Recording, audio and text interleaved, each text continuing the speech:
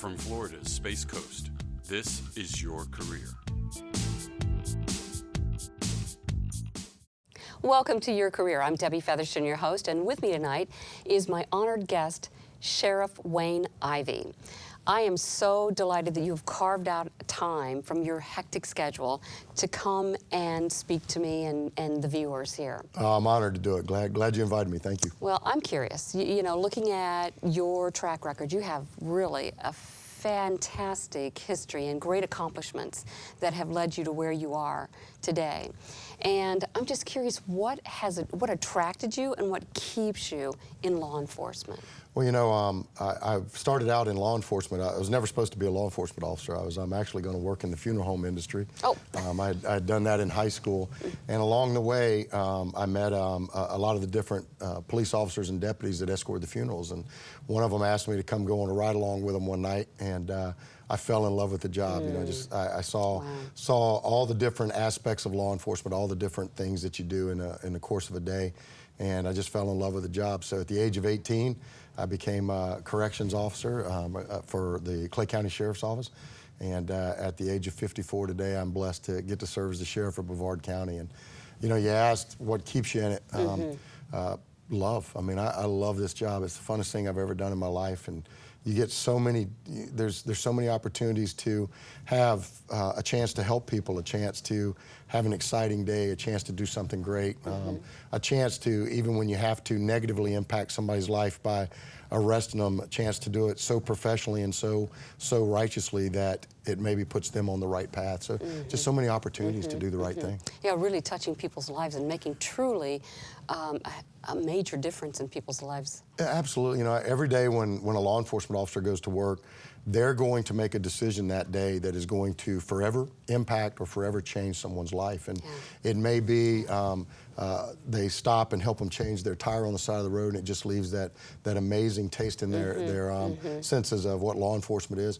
Maybe they arrest somebody that has a drug problem and they get them on the right path, but they're probably that day going to make a decision that's forever impacting. Yeah, absolutely. You know, one of the things that I find is unfortunate in today's society, unlike probably when you joined the force at 18, is how the climate has changed and how there's such that, you know, in some areas, this police, anti-establishment kind of environment. And there's been brutal attacks, you know, and killings of police officers. How is that impacting recruitment efforts? Well, let me say this. I've been a law enforcement officer for 37 years, almost 37.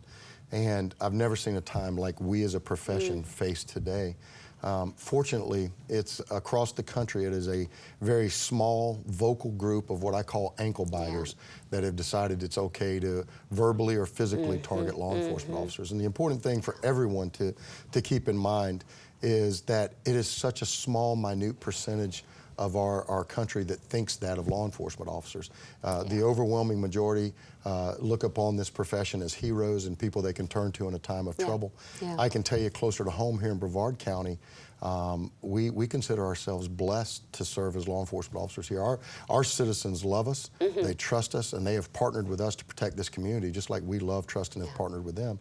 So for us, it's a little bit unique in the recruiting aspect because the recruits here see just the opposite. They see citizens that stop and guard over us while we pump gas. They see the citizens that bring food and donuts, of course we call them power rings now, to our precincts and support families that stop and pray with us. So, you know, it's a little bit unique here, but I think nationally it has impacted where a lot of people are saying, is it worth it? Is it worth it to go do that? Is it worth it to not only put your life on the line, which we've been doing since the invention of law enforcement, but is it worth it to think that, you know, you're now not only putting your life on the line, you're subjecting your family to scrutiny, yourself to scrutiny, to people thinking ill of you. And for us, our recruiters, and for me, I tell everybody, it's only a small percentage. And so overwhelmingly, I think people become law enforcement officers because they have passion in their heart to do the right thing. You don't do it for money because you don't make a lot of money in this industry.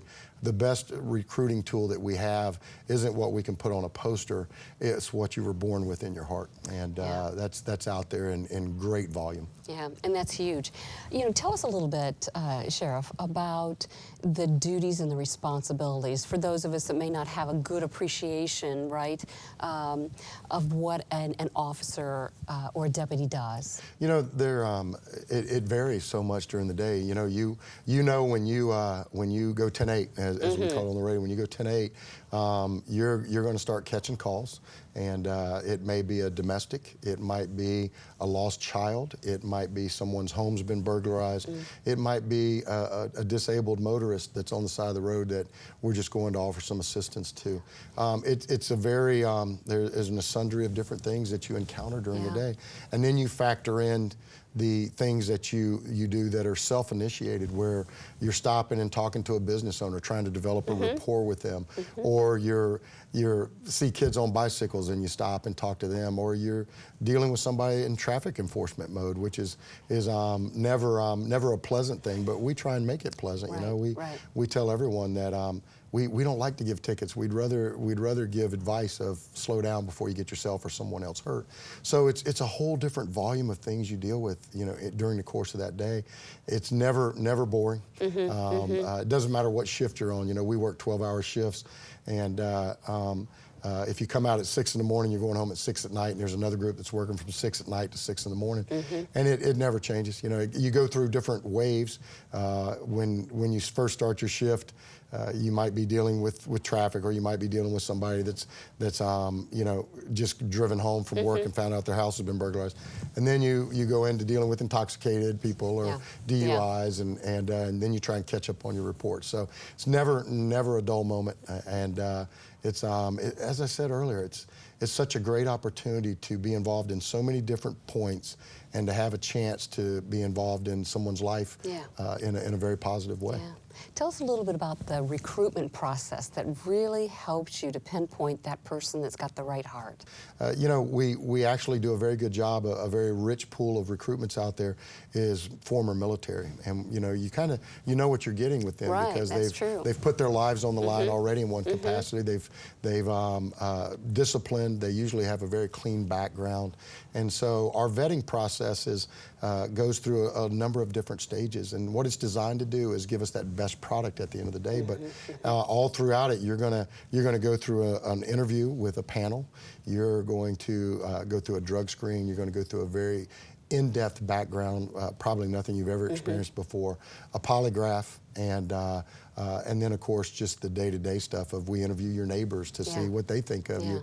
And you know, usually for me, I know under the administration that I sit in, we look for local individuals. Not that we don't recruit from afar, but for me, if I can recruit somebody from right here in our backyard where they're already established, their family already is, I don't have to worry about them leaving 2 years later to go to another agency. I don't have to worry about them saying, well, I'm going back home to Indiana. They're here. This is home. And there's another part of that, and that is when you're protecting your home, you're protecting it with pride, you're protecting it with professionalism, and you know that this is your place, and you take stock in that. How would you describe the right mindset and maybe some of the critical or essential attributes that you look for in your deputies? Discipline, integrity, honor, bravery, courage, sense of humor. And I think that's probably a huge overlooked characteristic that is very present in this job. You know, I tell our team when they come to work here, the day I swear them in, I tell them 4 things, and I say, I want you to come to work and have fun. If you're having fun, you're going to be very productive. You're going to enjoy your job. You're not going to be calling in sick all the time. You're going to look forward to going to work. I tell them that I want them to put bad people in jail, because that's what we get paid to do. I want them to do it more professionally than anyone else, and I want them to go home safe every day at the end of their shift. And so those are the 4 tasks or charges that I give to them. But you know, it really comes down to, when you're looking for characteristics, probably the best way to capture it is to say, I'm looking for recruits with character. I'm looking for those that can stand in front of the mirror at the end of the day and be proud of what they've done and proud of what they see. And so those are the characteristics we look for. That's great. Certainly will help you to get the right kinds of folks, because I know some of the, I've heard over the years people talk about, oh gosh, some of the people that are attracted to law enforcement are really those that are power hungry, and so they might be abusive. Our process and our team does such a great job at weeding those out. We want the person that's there for the right reason, the person that has great restraint, the person that has compassion. I don't think people realize how compassionate you have to be to do this job. There's different roles you go in. It's funny, we joke with our motor unit that we're going to have a class where we teach them to smile, and all of them do smile. They all love their jobs and they're all very good at what they do. But when you're out there and you're dealing with the public every day, if you're not compassionate in some degree, this is probably not the right job for you. Yeah, I get that, because compassion to me is, if you start with compassion, you're going to build trust. To me, it's really foundational and you've got to have the community trust you. Yeah, our agency, one of the things that I'm most proud of, and I will tell you that there are so many things that I'm proud of the members of this agency. As I tell everybody, as the sheriff, I'm surrounded by 1,500 incredible people that do great things, and I'm smart enough to stay out of their way because they know what they're doing. But one of the things that I'm most proud of is we're a family. And like I tell everybody, you have your family at home that helped get you to this point in your career, to this point in your life, and you can never forget that. That family will be there for you when everybody else is not. And then you have your family at work. Right. And that family is equally as important. And just like your family at home, you will have those that you don't get along with. You'll have the crazy, kooky cousin that you go, oh boy, here we go again. But the difference is with the BCSO family is that's the family that's coming to your rescue. That's the family that's going through a door with you. That's the family that's helping pick you up when you've had a tough day and you've seen some things you never thought you'd see. And you can never forget those two families. And so we have a great family with the Sheriff's Office. And I think most law enforcement agencies strive for that. That's certainly within their mission, is to have that family feeling, that family atmosphere. Yeah. I know I may be hitting on this a little hard, but I'm curious, how do you really select for that right mindset? To me, I think that is probably one of the biggest jobs. You can do the background checks, you can get the idea, of character, but how do you really select somebody that can handle the diversity of the job? Because it can be very pleasant, or it can be very, immediate danger that you're... Believe it or not, a lot of that comes out in the oral board. Our oral board is facilitated by several of our members of command, and they are looking for those little nuances, that how you respond to problem solving, how you respond to stress, how you have responded, and if there's something in your background that demonstrates there's been an ill response to it, we're going to look at that, and we're going to try and pull the thread a little bit. So I think each part of the process helps us identify that person. Certainly they say that past performance predicts performance. Certainly someone that's been in the military or been with another agency, we're looking at those angles as well. But in the end, we ask the process itself to take care of that. I go into a lot of high schools and a lot of colleges, and somebody will come up and say, I want to be a law enforcement officer. And you can just kind of feel it. You can, a lot of times, believe it or not, their family has been involved in law enforcement. I was unique. I'm the only law enforcement officer in our family, but a lot of times you have generation after generation. And now today, I have a generation that started. My son followed in my footsteps and has become a state trooper, and he loves his job, and it's all he was really exposed to. So a lot of times generations created as well. But the biggest thing that we are looking for is, if you go back to, okay, what does this person got to have? It is honor and integrity. It is the ability to understand that doing the right thing is the right thing every time, and is doing the right thing when there's no one to stop you. Because really and truly in this job, you take an oath to do the right thing, and the only person that can hold you completely accountable for that that's on earth. The only person is you. And so we're looking for those characteristics of responsibility, accountability, and leadership. That's another big part of it. What kind of education and training is really involved? I mean, do they need bachelor's degree, associate's degree, and then you build on that through the academy? We always encourage recruits to get their college to come to us. We do have programs where if you don't have college, you can, we actually pay for you to go to college once you've been with our agency a certain amount of time, because we want you to further your education. Every time you're learning something, you're making our agency better. And so, you know, we do a lot of recruiting from colleges. We encourage it. When I go talk to high schools, I tell them don't make the mistakes I made, because I didn't have my college degree until I was 49 years old. I'm a alumni from Eastern Florida State College. It was BCC then, and Daytona State College. But I waited forever, you know, and I didn't have to. I worked for the state of Florida at the time, and they paid for me to go to college. And finally, I sat down and said, you know, this is my goal. I want to run for sheriff. I need to get my college. It's going to be very vital to me, and it has. It's paid off in not only just on the resume, but in understanding a lot of the dynamics of the job. But so, and then there's continuing education, where we're putting our folks through not only tactical training, but interviews and interrogations, you know, all sorts of leadership classes, everything else that we want them to further their education. As we tell everybody, we want you to go as far in your career as you have decided you want to go. And you know, I'm a huge Jim Valvano fan, the coach from NC State who passed away a number of years ago. But he said something that I thought was very profound about success. And he said, to be successful, you have to remember where you're from, know where you are, and know where you want to be. And if where you are is where you want to be, then you're already successful.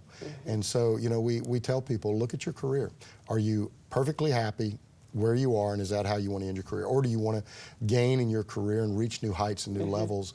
And if so, we're going to help you get there. We're going to make sure that you can go get your master's degree. We're going to make sure that we get you to every potential training module we can. And it's a great tool, not only for them, but for us as an agency, because what their actions are is what our actions are, and so it works out very well. Absolutely.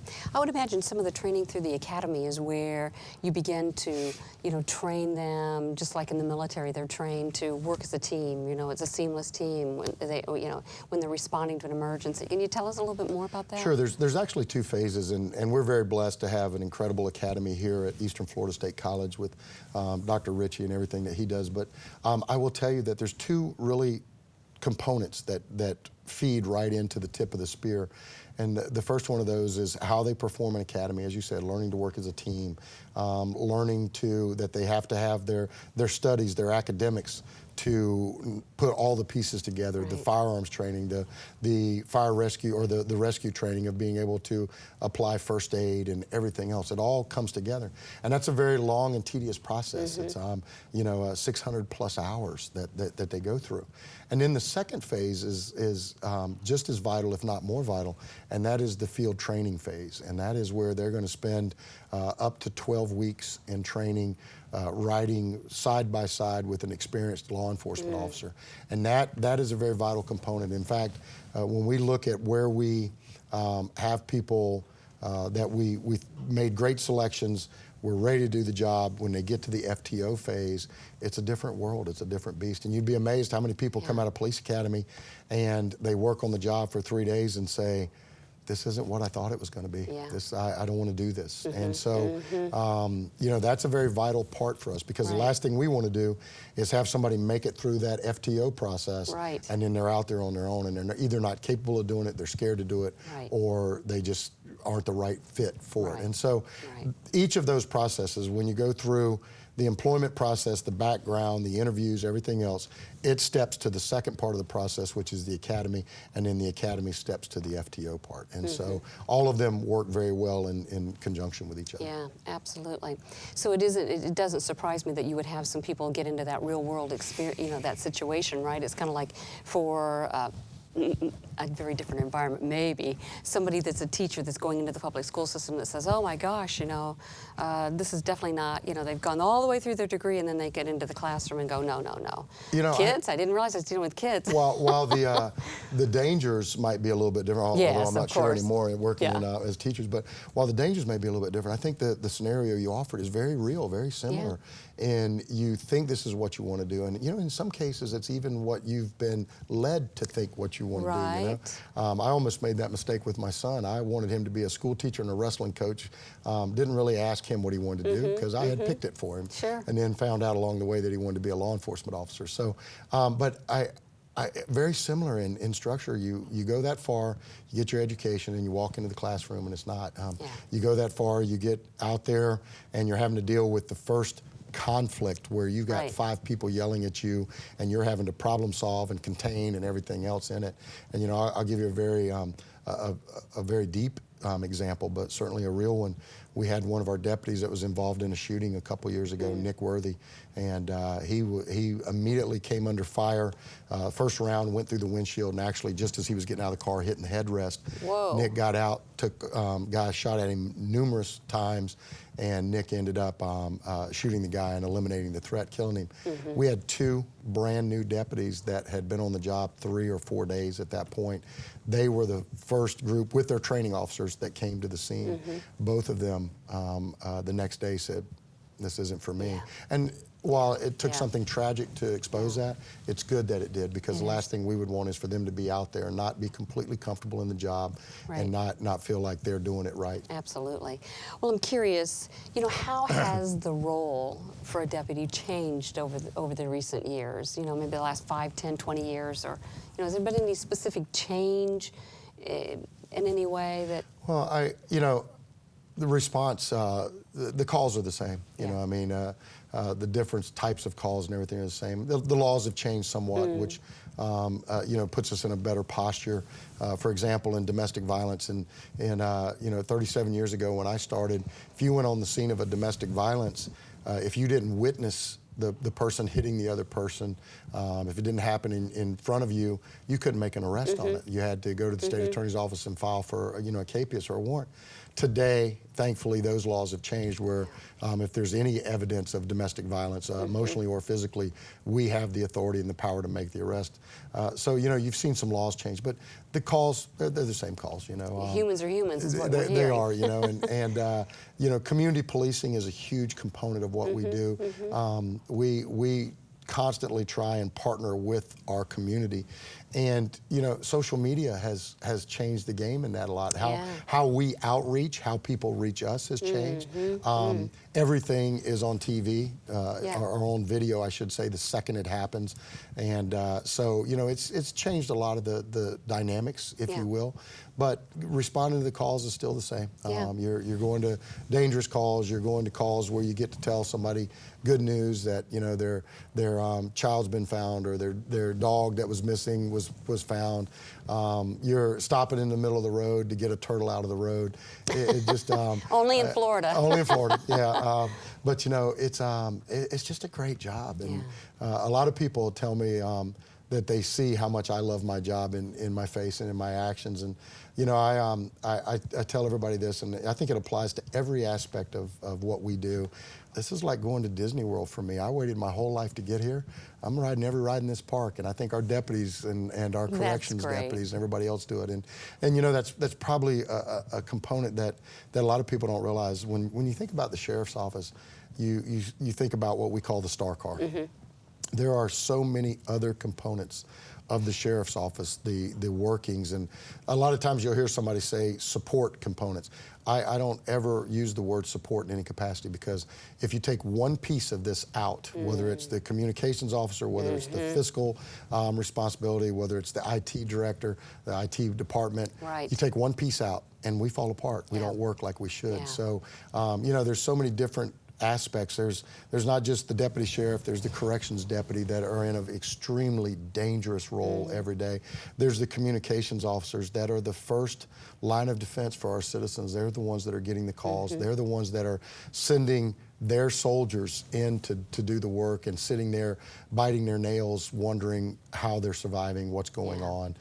You know, we had one of our deputies that was injured in a motorcycle wreck the other day, and I called the comm center, and you could just hear the fright, the fear in their voices as they were talking. Fortunately, he was okay, but you know, it's you have IT, and I tell everybody, just about anything you want to do, you could do within the sheriff's office. You know, we have medical people that doctors and medical staff that work at the jail. We have a dentist that works at the jail. We have IT people. We have finance and accounting. We have mechanics. The list goes on and on. Helicopter pilots and PR. And you know, PR and we have animal services, and you know, we have animal enforcement. We have all sorts of volunteers and everything else that help this thing all work. And so I encourage everybody to, whether you want to be the person that's out there wearing the uniform, or you want to be the person that is making all of this stuff work together. There's so many different things you can do in our agency. And I'm glad that you really mentioned that, because when we think about law enforcement, often, you know, and we're talking about careers in law enforcement, you know, it does go much beyond, you know, the deputy. It absolutely does. And like I said, I don't ever use the word support. There's no support units in the Brevard County Sheriff's Office. Every one of them is a vital function to the Sheriff's Office. But, you know, I really encourage everybody, go to our website, go to brevardsheriff.com, look at all the different components that make this thing work. Yeah, because hopefully there's going to be a viewer or two or three that really have a passion for law enforcement and can find a niche. Yeah, and you know, a program like this does a great job at helping them identify that. A lot of times what we do is out in front of the public is the recruiting tool itself. It's not just what the career development unit does, it's what the deputy does, or what the you know, the comm center person does. We have a basketball team there called the Enforcers, and we go play against the high school teams. And I tell our team every time, I play on the team, but as I tell everyone, I never get in the game unless we're like 30 points ahead. So you'd think I'd get to play more being the sheriff, but no, I don't. But I always tell our team before we go on the court, today there will be a young man or a young woman that's sitting in the stands watching you play that decides they want to come join our force. And they'll decide that based upon how you interact with them. And so it's a lot of times we're self-recruiting and not even realizing. That's true. Role models. Exactly. Right? Absolutely role models. Well, I tell you, this has been fascinating and very informative for our guests. And I want to thank you again for being here and providing us this wealth of information and knowledge. So, on behalf of my guest and everyone here on the set of Your Career, thank you for watching, and remember, be career happy. More information about this program is available online at millermediagroup.org.